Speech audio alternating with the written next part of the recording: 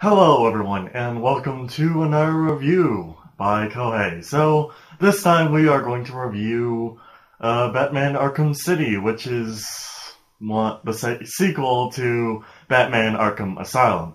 Now, I have a new camera, so it's right here, kind of, yeah, ish. And, like, I can it does kind of look like I can see, I'm looking at a different, screen, so... Yeah, because the camera pretty much comes out like this. So here's the camera, and then here's the actual thing where I can actually see where everything is. So anyway, so Arkham City is actually a pretty amazing game, really, and my laptop's on my laptop is right here, so I will be looking down. Sorry about that. Anyway, so let's get started with the review. Now, let's start with the plot. I would say that the plot is really original. It does deal with kind of this aspect where you go into, where there's a city of pretty much bad guys, villains, everyone is in the same exact spot. And that's really, well, unrealistic in a way, but, I don't know how to explain it really. So, either way, it's pretty amazing, so...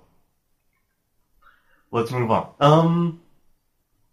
Next, I also almost forgot. I do rate these games. I just forgot to do in my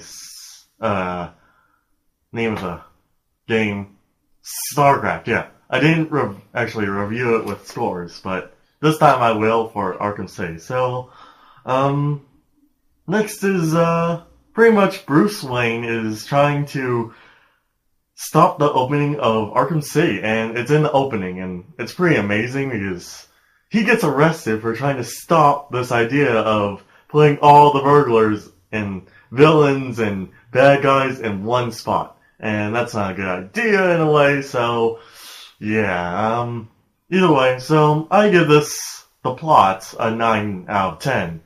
Mostly because it is original, and I wouldn't expect that to actually happen at all. Who would put every bad guy in the same exact area? And even there's a bay, okay? There is a bay, and the bad guys could just get on a boat, pretty much, technically speaking, but I guess there might be a few casualties to that. Anyway, and, also there are huge walls that span so high that even Batman can't get out of. So he's pretty much stuck in there as the Dark Knights, pretty much imprisoned with all the villains, kind of like in Arkham Asylum where there's a prison break. So next is the user interface friendliness. I don't know what to call it yet. I call it user interface, but it's mostly the user friendliness. Is it easy for the user to use the game? Now, there is a quick gadget slot, which is controlled with your arrow keys, which lets you quick select any gadgets that you've already unlocked using experience, which we'll get to that ahead of time. We'll get to that in the future. So anyway, and now the problem is, even on normal mode, you do die pretty quickly, and the game over screen is pretty funny, so if you get to the game over screen, at least there's a different joke every single time you die. Mostly at the start, it's, Penguin, so, yeah. And then it goes to Hugo Strange's, thing when he's trying to chase you down himself. So, anyway. Next is, oh wait, I almost forgot. And, the user interface, because of how you still die pretty quickly, but also it is a little fast-paced. You can button mash through the whole entire game, pretty much. It's mostly all punches and jabs and things like that, and he, zooms around like crazy, and it's very hard to keep track of what you're doing sometimes. So I give it an 8 out of 10. -2 for easily dying and, pretty much how fast it is. I'm not used to fast games. In Assassin's Creed, you're at least calmly killing people, but in Arkham Asylum, it seems that you're pretty much speeding through it all. So, in graphics, I say it is really in-depth. I love his outfit. It's all whitish when you are wearing it and stuff, and when you become Batman, it's pretty cool what he does. He puts on the whole entire costume. And, a lot of other characters are a little more in-depth. Like, I like what they did with Poison Ivy and Catwoman, and Two-Face was pretty cool. His outfit was pretty nice, I gotta say. Yeah, so I give that an 8 out of 10 though, because it wasn't really improving that much. It's kind of like Arkham Asylum's graphics, just a little better. So, yeah, not a huge change. Next is, Realism, which is, a 5 out of 10. I'll tell you right now, I hate the realism in all Batman superhero games, because, okay, when you go into a cutscene, the Batman is always, like, frozen or something like that. Easily, the bad guy can easily kill him, but that never happens, so I kind of hate that about it. And, yeah, so I don't really like the idea of how the Batman always gets out of cutscenes, but when you go into actually gameplay, you easily die, so that's a little unrealistic. And, also, you can actually leave, I wouldn't say leave, if you rotate around the whole building, the bad guys will lose you, like, completely. It's like, oh, where did he go? Huh, I saw him go to that pedestal and go that way, but I'm not gonna look that way. Nope, I'm just going to stay here and look around the ground, because he must be on the ground after he swung around a building or something, right? So, I give that a 5 out of 10. So, next is first impressions and improvement. Because this is a sequel, it's mostly pertaining to improvements. So, there are a lot more gadgets you can use, so that's pretty nice, really. And also, the character bios. Now you have this a lot more in-depth version of how you can look at all the different characters you've already seen, met, or heard of already. And each character is very, very in-depth, but we'll get to that later. So next is leveling up. How do you actually get better in the game?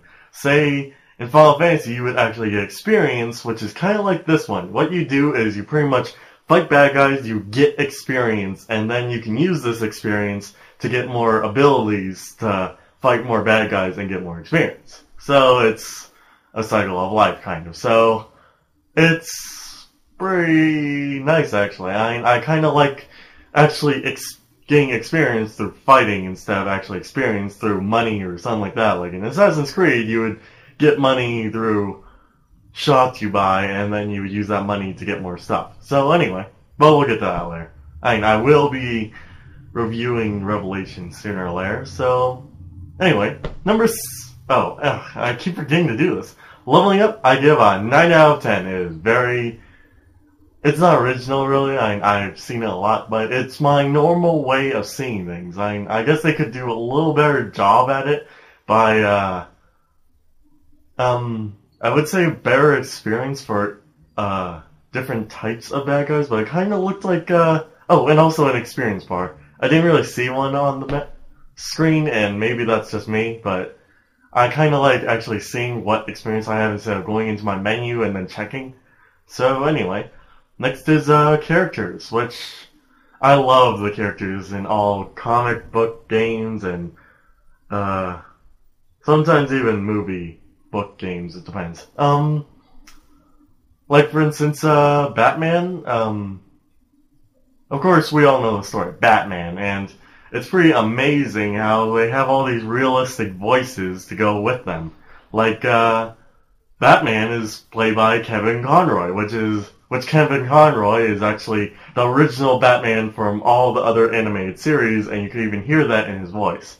Now, it was pretty ironic to hear that Tara Strong was going to be, or Tara Strong, I don't know her name, I think it's Tara sounds better. Tara Strong, for Harley Quinn. Now, if any of you actually know who Tara Strong is, she's played Batgirl in all the animated series and movies out there, and games sometimes too. And it's pretty funny how she takes uh, the reigns of Harley Quinn, because her original actor, Arlene Sorkin, is kind of old, so she's the original Harley Quinn, if you didn't know. Anyway, and also, Dr. Helena I can never say her name. I'm sorry. That's something else. Let's move on.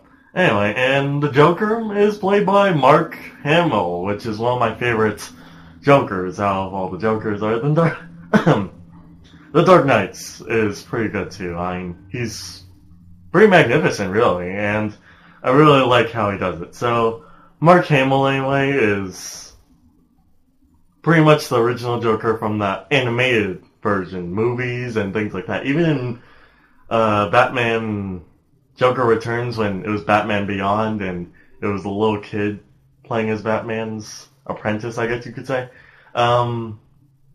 It was pretty amazing how Mark Hamill is that Joker and stuff, and they bring him into this game and you can't even hear it. So I really suggest this game because they do bring in this realistic voice aspect for all those people who would recognize their voices. So I give that a 10 out of 10 because I love the characters. So also the music, I love the music. It's so well timed, and you can actually hear all this epic music building up to certain events, especially when you're in a cutscene.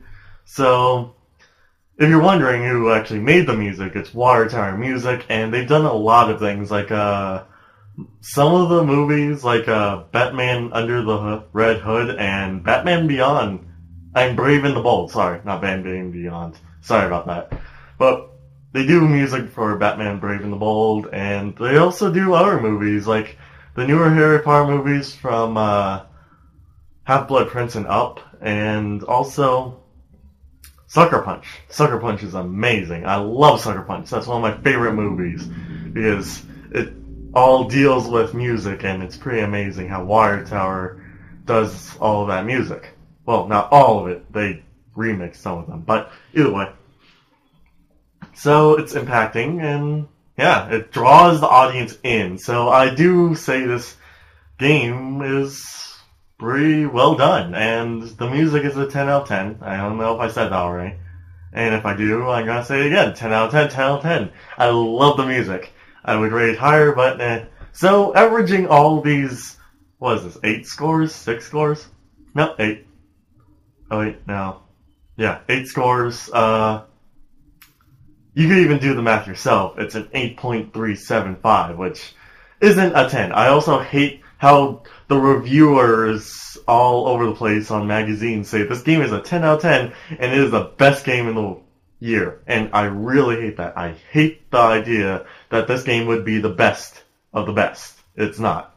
It's great, but it's not the best of the best. I saw many games that came out in 2011 that are way better. Those ranked up pretty high on the Spike Game Awards, which, yeah, it was. I do agree on most things, especially with the plural things, and the character who won the 2011 was Joker for a male actor. So anyway, and yeah, so that's pretty much my review. I do say you should buy this game at MegaGamingStore.com, the place where you can buy, the best place you can buy video games online. Hey, I actually got that one kind of right. Who knows, maybe on my third one, I will actually never stutter on that. So, see you all next time, when we review Assassin's Creed Revelations.